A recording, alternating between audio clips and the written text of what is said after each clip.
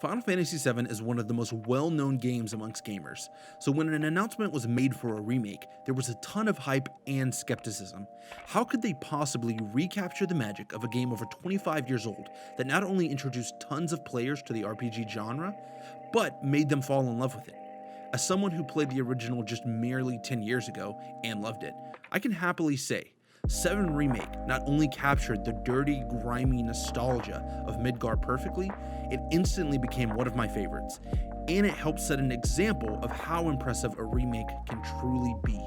It created a combat system that is both action-packed, but still requires tactics, a musical score that perfectly captures the emotion of the original, visuals that perfectly recreate environments in extra depth and detail, but the most important thing it does is expand the story in a way that adds depth to every character and incident throughout the game. It doesn't overtake the importance or render the original obsolete.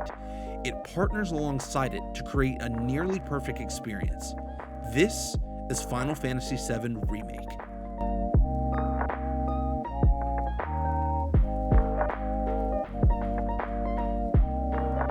The idea of a remake has become very common in the current video game market. This is because it allows devs to cash in on an already successful IP, which is a smart bet in the current economy. But the question is, what should a remake really be? We have easy ports that are more like remasters from previous gen titles like my beloved Sleeping Dogs or the Uncharted collection, which are mainly resolution and frame rate bumps. Then you have bigger, more impressive remakes like Resident Evil 2 or Dead Space, which is taking a game and remaking it from the ground up for a modern audience. That is exactly what Final Fantasy VII Remake does. It takes the original game, recreates it in amazing 3D detail environments, while also expanding on ideas and characters, all while maintaining the essence, identity, and vibe of what makes the original so special.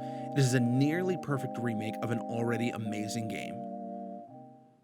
Now, I say that this is a nearly perfect game, and a lot of this is due to the writing. The way it handles the original source material is perfect. It takes all the original characters and expands upon them in a way that was never possible in the original. I mean, I never thought I would fall absolutely head over heels for Jesse Raspberry, but they managed to make that happen. This just extends further into why the original Final Fantasy VII and this remake are both so special, which is the amazing cast of characters. For starters, this is peak character design in my opinion, and I've thought that since I played the original. Speaking of which, shout out to Square for letting me use the Buster Sword for the whole game as an actually viable weapon. I always hate when video games like Kingdom Hearts or other RPGs, where the weapon that you see the main character has on the cover is only usable for like the first few hours and then it becomes completely useless. But back to the characters. Everyone gets their own moments to showcase how fun they can be, the seriousness of their own personal journeys, all while being absolutely charming as hell. They make you fall in love with each one in key scenes that makes you root for each character. They also expand and are more honest about certain key story aspects that are sort of brushed over in the original. For example, Avalanche are absolutely a group of terrorists. The bombings of the reactors are having a negative impact on the citizens of Midgar, and it was smart to make you face that as you're walking amongst the rubble, even if it wasn't necessarily your fault that the explosions were so devastating. It doesn't really matter as citizens are sitting amongst destroyed buildings, lamenting at how their homes are gone. Another perfect example to show how Final Fantasy VII expands the original game is the mission at the beginning where you sneak onto the upper plate with the Avalanche crew. This didn't exist in the original game, but it adds so many layers to characters that weren't previously there and weren't previously as important, and it makes the whole game more impactful as a result. They even added a whole new character with this fun motorcycle maniac Roche. He wasn't in the original, but it adds this fun little element in the game that you weren't expecting. They use him to create an awesome boss fight spectacle and broaden the world, showing how Cloud isn't the only special soldier operative that exists. Something else that Square Enix is doing is compiling different aspects of Final Fantasy VII lore. I mean, Final Fantasy VII is its own brand of Final Fantasy at this point, spanning different game genres across multiple platforms and even a movie with Advent Children. A lot of these ideas are seemingly being reworked into one cohesive story across the multiple 7 remakes we're getting. This is a slight spoiler for the game if you haven't played it, so beware. One of the aspects of this is Sephiroth's involvement this early in the story. In the original game, you don't even see Sephiroth until after Midgar. He's only spoken about.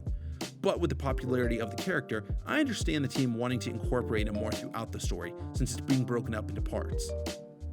Another quick aside, I love that Cloud is such a stoic soldier that he never loses his cool, but the moment he senses Sephiroth, he becomes absolutely terrified. It helps build up the mythos of Sephiroth, and it shows how imposing he is by having our very capable protagonist scared of him. Sephiroth's involvement also ties into this game's very sneakily way of not being a complete remake and almost like a sneaky stealth sequel to the original. It is going to be interesting to see how they play with that idea in the rest of the games.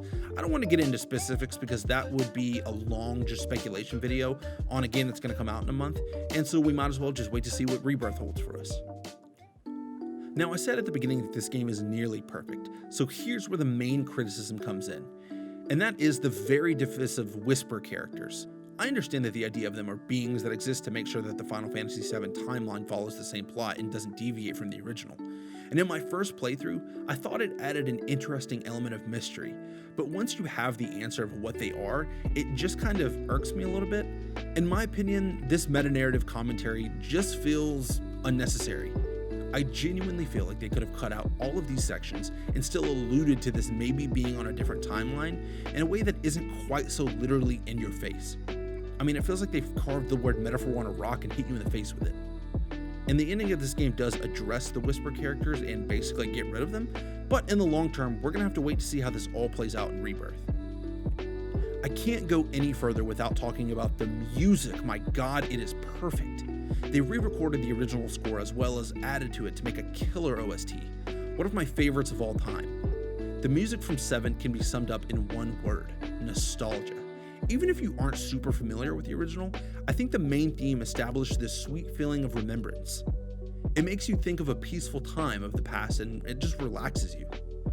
You can contrast that with some of the newer techno upbeat battle themes like in the Collapsed Highway or the Battle Arena, and you have this amazing collection of music that follows you outside of the game. Whether I'm going to the gym or just going for an evening walk, I've been completely absorbed in the music from both inside the game and out. Gameplay is king for many gamers, since that's why we're playing video games in the first place.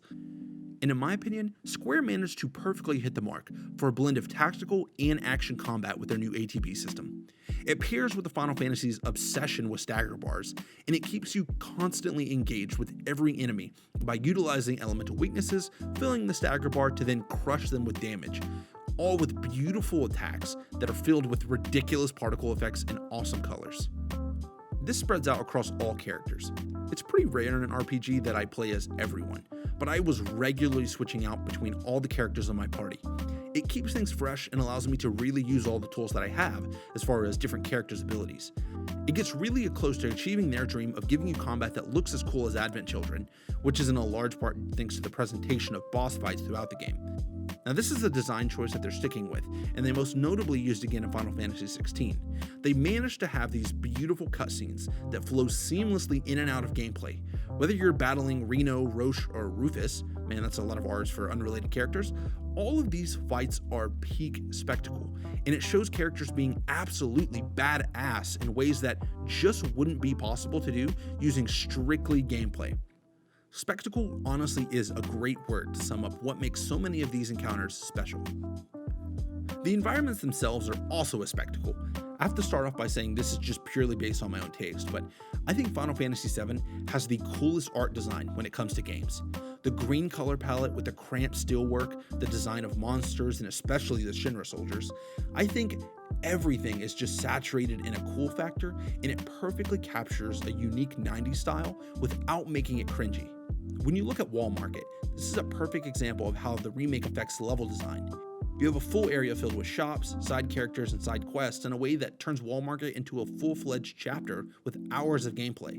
And I can't skip over the Honeybee Inn section. I mean, that just perfectly takes a portion of the game that everyone thought would be cut, but instead they took that challenge head on and handled it in the best way possible and made it not only palatable, but charming for a modern context. Expanded level design also extends to the slums you hang out in, doing side quests for locals, building up your reputation. Pretty much all of these side quests are inconsequential to the main narrative, but they do have very subtle impacts that I would say make them worth doing. Also, doing simple little things like finding cats or fighting a mutant dog, it just gives you more time to hang out and build relationships with these amazing characters. It reminds me a lot of how the Yakuza games operate. It gives you a chance to really get to know the area you're in by running back and forth through alleyways, talking to NPCs, and just really nestling into the charming world of Midgar. I know many people have problems with how linear and cramped the game can be, and my main rebuttal for that is if a game is linear, but the story is good, the combat is fun, and the music and art are amazing, then linearity really isn't a problem for me. The level design can at times be cramped hallways, but that's what Midgar is supposed to be. It's cramped and overcrowded. It would be weird if you had these huge hubs because that's just not what Midgar really is. It's a cramped dystopian steampunk mass of trash and metal with a prestigious city of corporate steel on top. The original game doesn't fully open up until after Midgar, which is exactly where Rebirth is starting off. So if the linearity is a problem for you, then I think that Rebirth will really be your cup of tea. Final Fantasy VII Remake is an incredible experience, committed to recapturing the same magic the original brought to us 25 years ago. Thanks to the phenomenal score, the fun and thoughtful combat, and the most likable cast of characters to date, I think they are crafting a classic with the Final Fantasy VII Remake franchise. I hope by the time we're at the end of the full story, it creates something that sits right alongside the original as a JRPG masterpiece. But that's just my opinion. I would love to hear what your guys' thoughts are. Whether it's about Final Fantasy VII Remake, the original Final Fantasy VII, where we're heading with Rebirth, or any fun little tidbits about the Final Fantasy franchise. I would love to hear from you. And as always, guys, thanks for watching.